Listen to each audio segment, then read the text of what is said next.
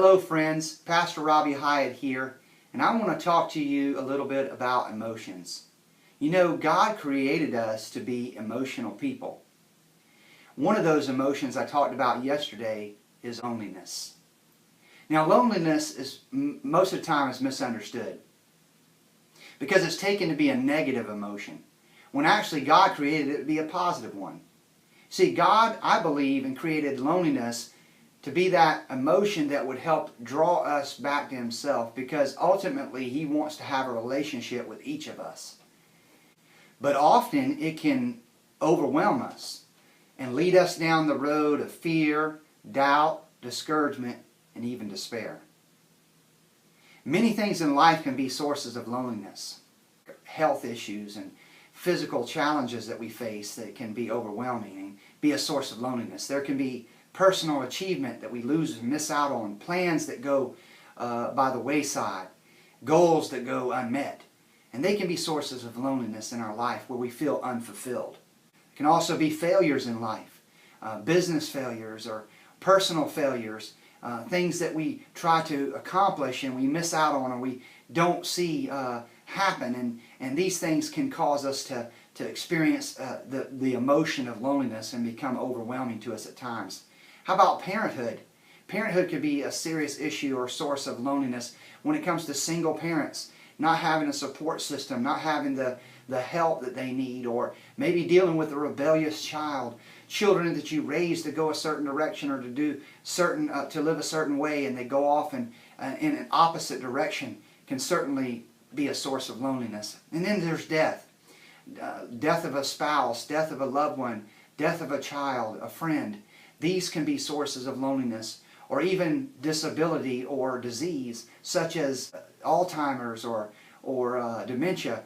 Though the person may still be alive and with us, it can be a source of loneliness because they don't even know who you are, and you can't connect with them in the way you used to be able to connect with them. And so these are very real circumstances of life that can cause or be sources of loneliness. But there is someone who understands your loneliness. His name is Jesus Christ.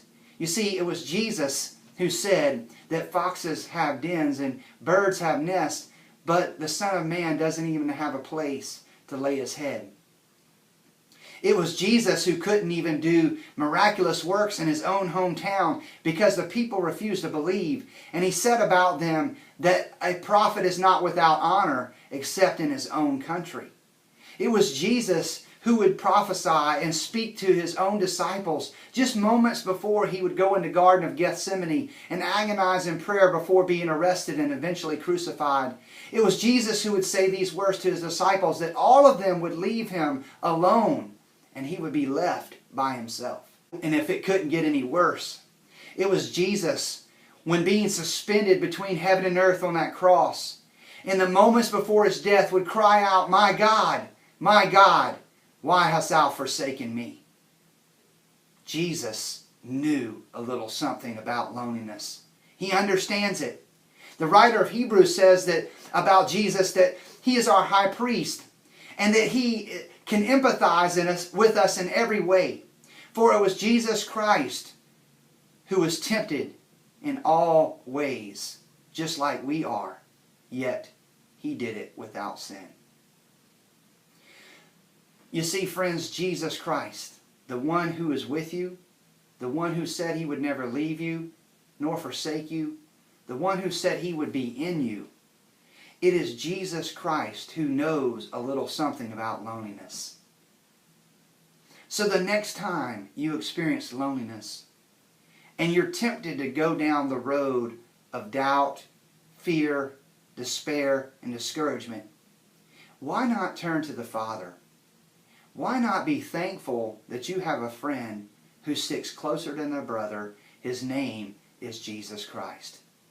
I hope these words will be a blessing to you. I hope they will be an encouragement to you today. And I hope that you will continue to live the blessed life.